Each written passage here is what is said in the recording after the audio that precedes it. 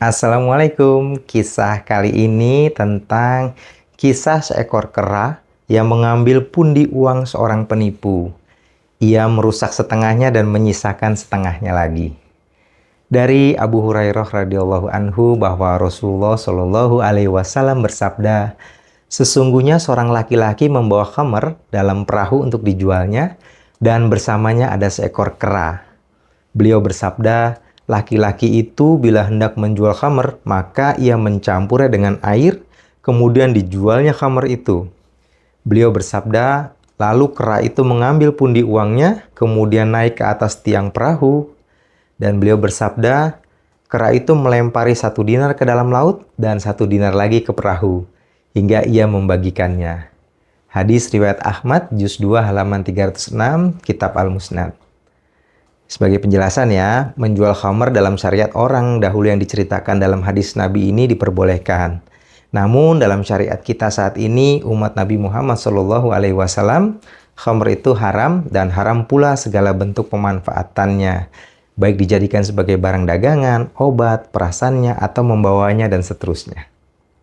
Hikmah dari kisah ini antara lain yang pertama, senantiasa bersikap amanah dan terpercaya dalam bermuamalah bersama manusia dan haramnya penipuan. Dari Abu Hurairah radhiyallahu anhu bahwa Rasulullah shallallahu alaihi wasallam menemukan setumpuk makanan, lalu beliau memasukkan tangannya ke dalamnya, jarinya kemudian menyentuh sesuatu yang basah, maka beliau bertanya, "Apa ini wahai pemilik makanan?"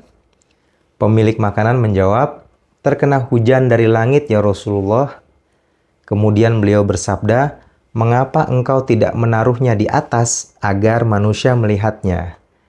Barang siapa yang menipu umatku, maka ia bukan dari golonganku." Hadis riwayat Muslim, juz 1 halaman 99, Kitab Al-Iman. Hikmah yang kedua yaitu dalam kisah yang sedang kita bahas ini terdapat peringatan Nabi Shallallahu Alaihi Wasallam akan salah satu bentuk penipuan, yakni menambah air yang tidak berharga kepada barang yang memiliki harga, lalu mengelabui pembeli bahwa kedua barang itu adalah sama. Tentu penipuan model lainnya juga termasuk di dalamnya, misalnya menutupi aib atau cacat sebuah barang dagangan. Sehingga bisa kita pahami bahwa Nabi Shallallahu Alaihi Wasallam mengisahkan tentang seorang laki-laki yang hartanya dibinasakan oleh Allah karena penipuan yang dilakukannya. Hikmah yang ketiga bahwa penipuan merupakan sebab dicabutnya keberkahan rezeki. Jadi kita tidak perlu melakukan penipuan untuk mendapatkan rezeki, karena rezeki kita telah ditulis terlebih dahulu oleh Allah Subhanahu wa Ta'ala.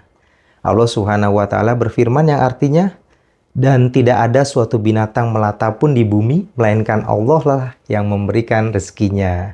Al-Quran Surat Hud ayat ke-6. Allah Subhanahu wa Ta'ala juga berfirman, dan di langit terdapat sebab-sebab rizki kalian, dan terdapat pula apa yang dijanjikan kepada kalian. Maka demi Rob di langit dan bumi, sesungguhnya yang dijanjikan itu adalah benar-benar akan terjadi, seperti perkataan yang kalian ucapkan. Al-Quran Surat Az-Zariyat ayat 22-23. Abu Hamid Al-Ghazali rahimahullah berkata, 1 dirham terkadang diberkahi sehingga menjadi sebab kebahagiaan manusia dalam dunia dan agama. Namun, ada pula puluhan dirham yang berlipat-lipat, namun Allah mencabut keberkahan padanya sehingga menyebabkan kebinasaan pemiliknya, di mana orang tersebut berharap agar terbebas dari harta itu dan melihat lebih maslahat baginya tanpa harta tadi. Jadi yang penting bukan banyaknya, namun keberkahannya. Hal itu dikuatkan oleh firman Allah yang artinya Allah memusnahkan riba dan menyuburkan sedekah.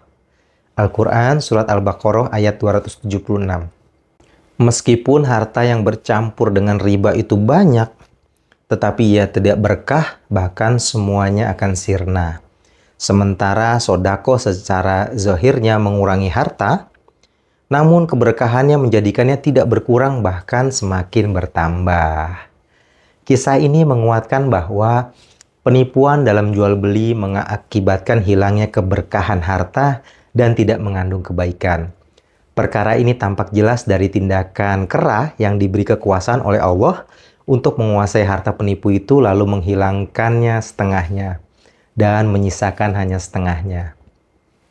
Dalam hadis dikatakan, antara dua pelaku transaksi jual beli berhak melakukan khiyar, yaitu memilih yang terbaik selama keduanya belum berpisah atau hingga keduanya berpisah. Apabila keduanya jujur dan menjelaskan, maka diberkahi kepada keduanya dalam transaksi keduanya. Apabila keduanya menyembunyikan dan berdusta, maka dicabut keberkahan dalam transaksi keduanya itu. Hadis riwayat Bukhari, juz 2 halaman 8 kitab Al-Buyu. Wallahu a'lam bishawab. Sekian kisah kali ini, semoga kita dapat mengambil hikmahnya. Wassalamualaikum warahmatullahi wabarakatuh.